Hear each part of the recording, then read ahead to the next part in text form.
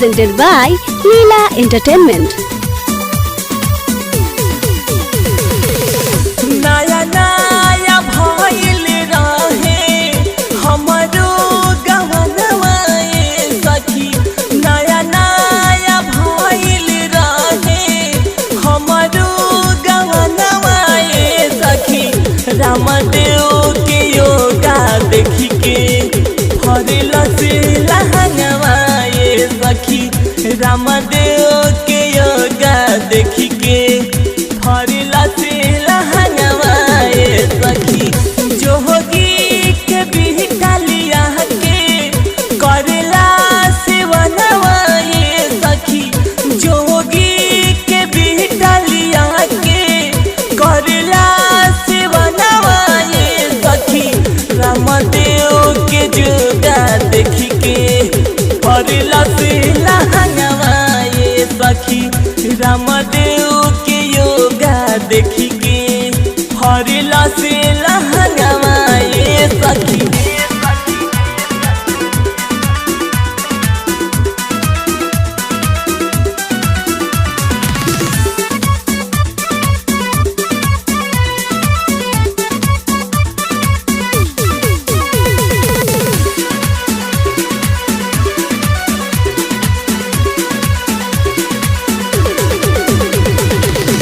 पेटवे पचौमीन अंडा रोली बनावेला, आधी आधी रातिया में हमके खियावेला, हमके खियावेला।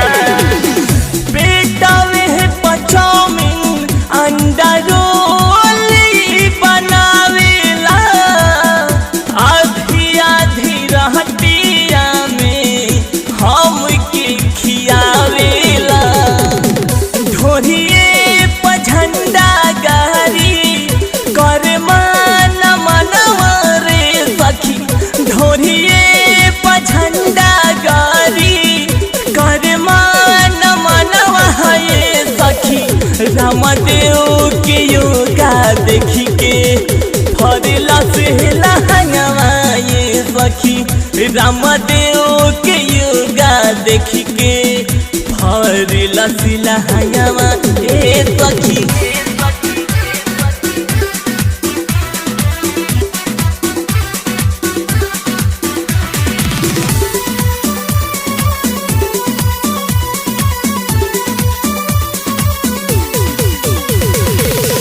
से जिया पले रेला रोज इंटरव्यू, आचरा पली खेला सखी आई लव यू, सखी आई लव यू।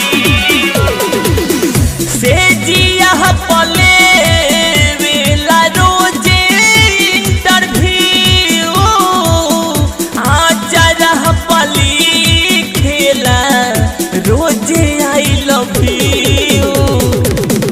होठवा से होठवा सटा के चूसेला मखनवा सखी, होठवा से होठवा सटा के चूसेला मखनवा सखी। रामदेव के योगा देखी के फरल से लहंगवा सखी, रामदेव के योगा देखी के फरल से लहंगवा सखी।